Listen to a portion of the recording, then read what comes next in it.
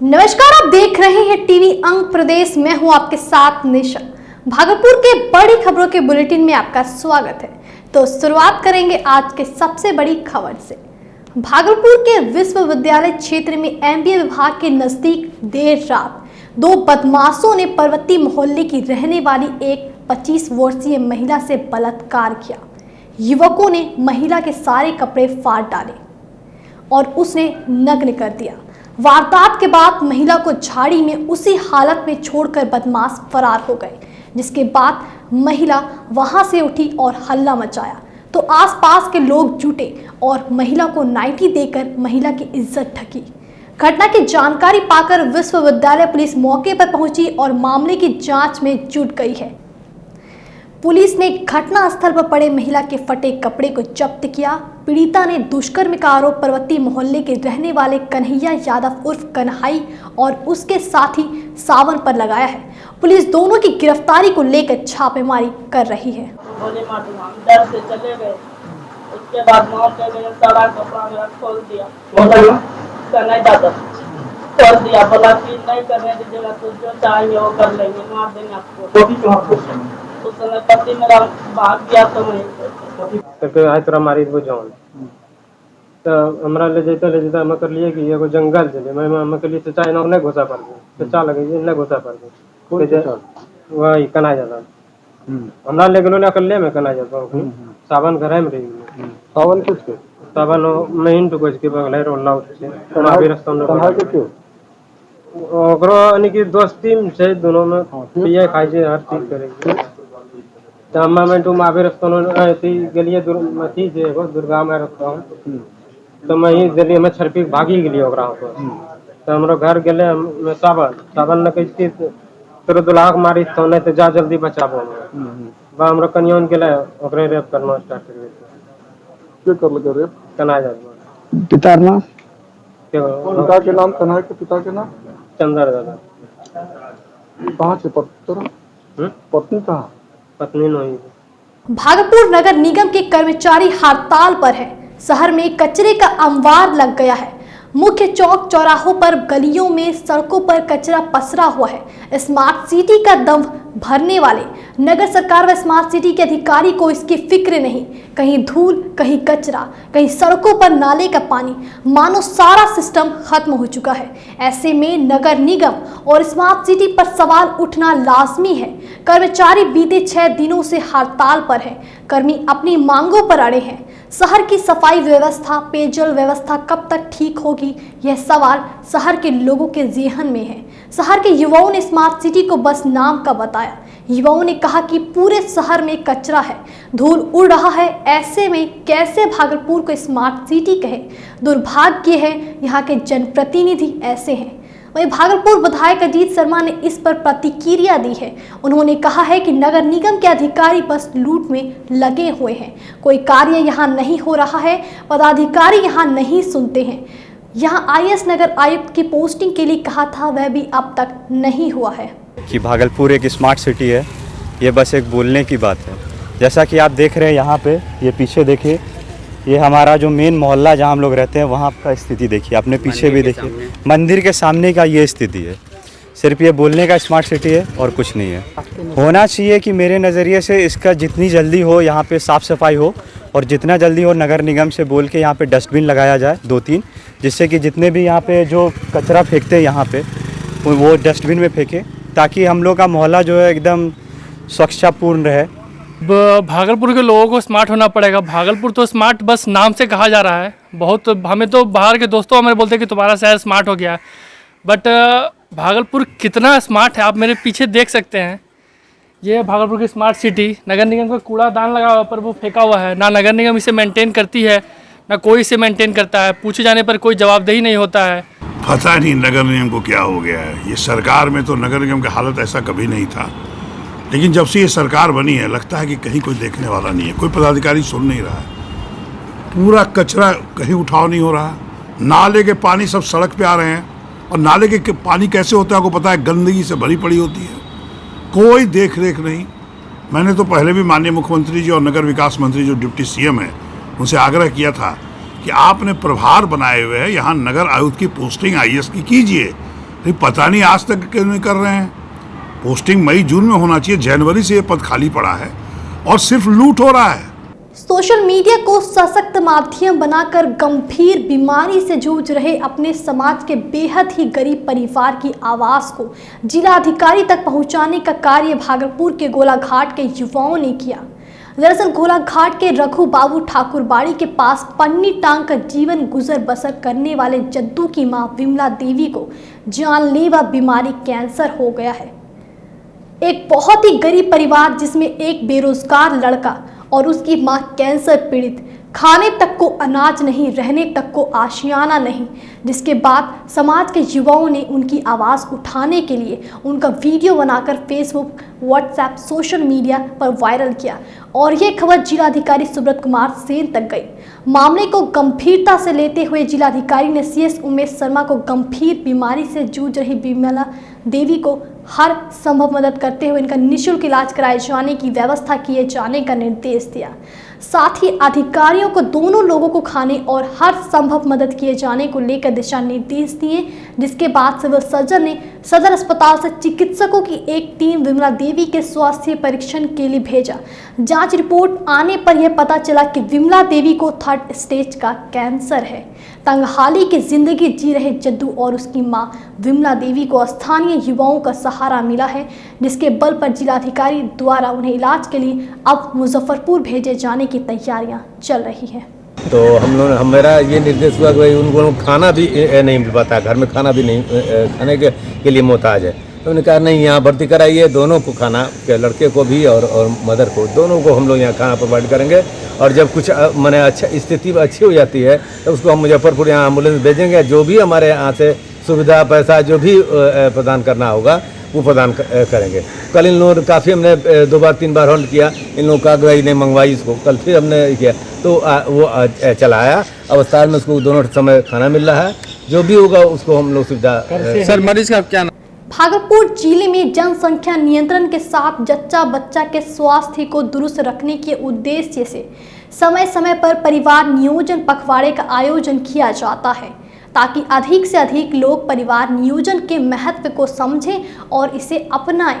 इस क्रम में भागलपुर जिले में भी परिवार नियोजन पखवाड़े का आयोजन किया जा रहा है, जिसको लेकर भागलपुर सदर अस्पताल से आशा कार्यकर्ताओं के द्वारा जागरूकता रैली निकाली गई। Civil surgeon doctor Umesh Sharma ने रैली को हरी झंडी दिखाकर रवाना किया और इस दौरान सिविल सर्जन ने कहा कि जिले में आशा कार्यकर्ताओं दंपतियों को परिवार नियोजन के फायदे व अनचाहे गर्भधारण को रोकने के लिए आवश्यक आधुनिक साधनों की उपलब्धता सुनिश्चित करा रही है। सीएस डॉक्टर उमेश शर्मा ने बताया कि इस पखवाड़े में भागलपुर के सभी प्रखंडों में जागरूकता अभियान के तहत गाड़ियां निकाली जाएगी, जिसके माध्यम से लोगों को परिवार नियोजन के लिए जागरूक किया जाएगा। साथ ही सिविल सर्जन ने यह भी कहा कि परिवार नियोजन का ऑपरेशन निःशुल्क किया जाएगा और परिवार नियोजन कराने वाले लोगों को सरकार की ओर से आर्थिक सहायता भी दिया जाएगा। भागलपुर के घंटाघर चौक पर जीवन जागृति सोसाइटी द्वारा तालिबान के विरोध में प्रदर्शन किया गया। साथ ही संयुक्त राष्ट्र को भी शर्मनाक बताया। डॉक्टर अजय सिंह के नेतृत्व में लोगों ने संयुक्त राष्ट्र से मानवता के लिए शर्मनाक तालिबान जैसे आतंकी संगठन के सरकार को जड़ से खत्म करने की मांग की। डॉक्टर अजय सिंह ने कहा कि तालिबान जैसी क्रूर आतंकवादी संगठन एक देश को कब्जा कर लिया है और विश्व खामोश है। यूनाइटेड नेशन कहने के लिए विश्व का संगठन बना है। मैं तालिबान से ज्यादा यूनाइटेड नेशन पर सवाल उठाता हूं और मैं पूरे विश्व समुदाय से पूछता हूं और औरतों पर इस तरह से जुल्म और तालिबान की क्रूरता पर चुप रहना क्या उचित है?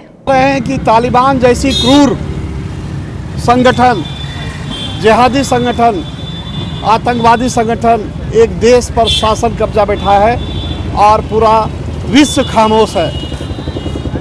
इस खामोशी के पीछे हम लोग खुद अपने को गुनाहगार मानते हैं कि देश की जनता, विश्व की जनता इस पर क्यों खामोश है। एक तरफ यूनाइटेड नेशन बना है जो कहने के लिए कि पूरे विश्व का एक संगठन है, लेकिन वो आज क्या कर रहा है? जब इस तरह के आतंकवादी संगठन यदि काबिज हो जाए तो फिर यूएन का, यूनाइटेड नेशन का क्या काम है? मैं तालिबान से ज़्यादा यूनाइटेड नेशन को दोषी मानता हूं कि जो ऐसे वाक़ये पर कुछ नहीं कर पा रहा है, तो उसके औचित्य पर सवाल उठा रहा हूँ कि ऐसा यूनाइटेड नेशन किस काम का है। अब वक्त तो चला एक छोटे से ब्रेक का, फौरन लौटेंगे। देखते रहिए टीवी अंग प्रदेश। A nation begins from the ground up, just the way man does. And as we fill in the pages of our lives, a greater story is written, unnoticed. We become the men who help build a nation. As we button up each day to harvest, protect, build, fix, be the man who grows other men. We all work together to make the impossible possible and build the Indian dream, because the spirit of a nation is kept alive by the spirit of man. Indian Terrain.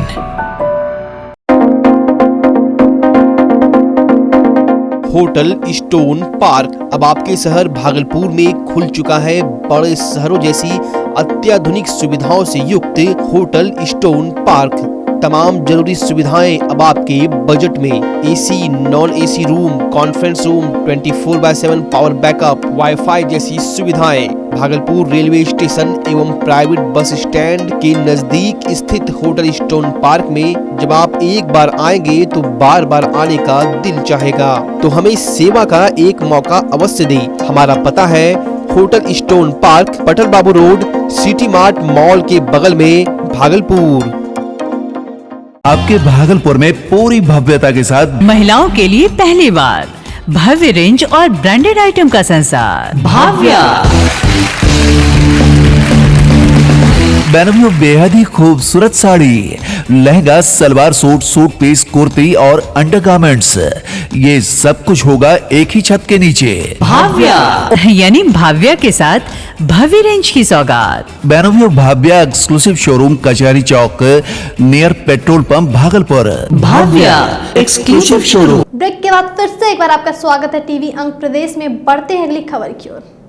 Bhagalpur के कजरेली थाने में पदस्थापित प्रशिक्षु TSP सह कजरेली थानाध्यक्ष doctor Kumar Gaurav का पदोन्नति करते हुए अब उन्हें भागलपुर जिले का विधि व्यवस्था डीएसपी बनाया गया है, जिसके बाद आज कजरेली थाने में पुलिस कर्मियों और स्थानीय लोगों के द्वारा समारोहपूर्वक विदाई दी गई और इस दौरान लोगों ने उन्हें पुष्पगुच्छ, अंग वस्त्र और माला पहनाकर उनके उज्जवल भविष्य की कामना की।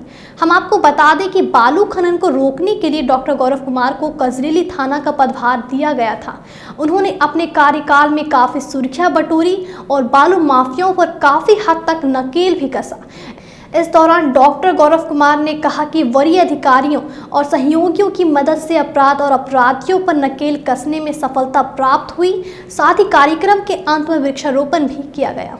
भागलपुर जिला ट्रक ऑनर एसोसिएशन द्वारा शहर के स्थानीय होटल में प्रेस वार्ता आयोजित की गई, जिसमें एसोसिएशन के अध्यक्ष दीप नारायण सिंह ने कहा कि पिछले महीने आई बाढ़ के कारण रोड पर पानी आ जाने की वजह से जिला प्रशासन द्वारा व्यावसायिक वाहनों का परिचालन घोघा भागलपुर मुख्य मार्ग पर बंद करा दिया गया था। अभी स्थिति सामान्य हो जाने के बाद भी परिचालन बहाल नहीं हो पाया। वजह पूछे जाने पर बताया जाता है कि बाढ़ प्रभावित लोग सड़क पर अपना जीवन बसर कर रहे हैं, जबकि वास्तविकता कुछ और है। अभी व्यावसायिक वाहन का घोघा से सनहुला, जगदीशपुर होकर भागलपुर आना पड़ रहा है। ऐसी स्थिति में ज्यादा समय अनावश्यक डीजल और टोल टैक्स का अतिरिक्त भार वाहन मालिक को करना पड़ रहा है। वर्तमान परिस्थिति में घनी आबादी वाले मार्ग से परिचालन कराया जा रहा है, जिसमें दुर्घटना की आशंका बनी रहती है। उन्होंने कहा कि अगर घोघा भागलपुर मार्ग वर्तमान में परिचालन योग्य नहीं है तो फिर रात में पुलिस प्रशासन और स्थानीय नेताओं के सहयोग से 1000 रुपये प्रति गाड़ी रिश्वत लेकर कुछ व्यावसायिक वाहनों का परिचालन क्यों कराया जा रहा है। टोल प्लाजा के मालिक का स्थानीय नेताओं से मिलकर जगदीशपुर के रास्ते भी परिचालन कराने की सेटिंग करा रखे हैं। उन्होंने कहा कि हमने कई बार जिलाधिकारी महोदय को आवेदन दिया, लेकिन कोई जवाब नहीं मिल रहा है। हमारी मांग पूरी नहीं हुई तो पहले विरोध करेंगे, फिर भी नहीं मानी गई तो उसके बाद चक्का जाम करेंगे। के लिए नॉर्थ बिहार का यह रास्ता था, मुख्य रास्ता, इस पर बाढ़ का पानी चढ़ गया था तो यह बंद हो गया था। अभी पिछले 15 दिन से बाढ़ का पानी भी उतर गया और NH80 को जिलाधिकारी महोदय को पूरे बिहार से लगभग 50 से 100 आवेदन उनके मेल पर हम लोग भेजे कि भाई हम लोग का रोड चालू करा दीजिए। हम लोग जिस रास्ते से आ रहे हैं उस रास्ते से मेरी व्यवसाय प्रभावित हो रही है। 60-70 किलोमीटर लौट कर घूम कर हम लोग को भागलपुर आना पड़ रहा है और उससे मेरा व्यवसाय घाटा में पहले से भी है और बढ़ते जा रहा है। लेकिन जिलाधिकारी महोदय के द्वारा देखे उस पर एक भी टिप्पणी नहीं आया, तो उसी के विरोध में आए कि रोड तो आपने बंद कर दिया लेकिन मेरा रोड चालू है, रोड रात भर गाड़ी मेरा या किसी का भी गाड़ी आ रही है, तो पुलिस की अवैध वसूली से गाड़ी आएगी। लेकिन जिला प्रशासन को अब तक इस पर नींद नहीं टूट रहा है कि भाई क्यों नहीं रोड खोलना क्यों नहीं चाहिए। जब NH80 है, कोई बिहार सरकार का या पंचायत का रोड तो नहीं है, NH80 है, सब मुख्य रास्ता है, तो आप यह कहकर बंद कर दिए हैं कि बाढ़ पीड़ित है। श्री चंपापुर दिगंबर जैन सिद्ध क्षेत्र में जैन धर्मावलंबियों का दशलक्षण महापर्व के आज तीसरे दिन उत्तम आर्जव धर्म की पूजा उपासना पूरी नियम निष्ठा एवं आस्था से की गई। इस अवसर पर जैन धर्म के 7वें तीर्थंकर भगवान सुप्रसवनाथ का गर्भ कल्याणक महोत्सव श्रद्धा भक्ति पूर्वक मनाया गया। श्रद्धालुओं द्वारा पंच वलायती जिनालय में भगवान वासुपूज्य मलिनाथ, पार्श्वनाथ, नेमीनाथ एवं महावीर स्वामी की खंडगासन प्रतिमाओं का विधिवत पूजा अर्चना किया गया। इस अवसर पर श्रद्धालुओं के बीच प्रवचन करते हुए ब्रह्मचारी विकास जी ने कहा, सरलता का भाव ही आर्जव धर्म है। झूठे का कोई विश्वास नहीं करता, जो छल करता है वह हमेशा चिंतित रहता है। जीवन में छल रहित आचरण का अभ्यास करना उत्तम आर्जव है। आज के लिए बस इतना ही, मुझे दीजिए इजाज़त और हमसे जुड़े रहने के लिए हमारे चैनल को सब्सक्राइब कर लें और कमेंट कर अपनी राय हमसे ज़रूर शेयर करें। तो फिर होगी आपसे मुलाकात, तब तक के लिए नमस्कार।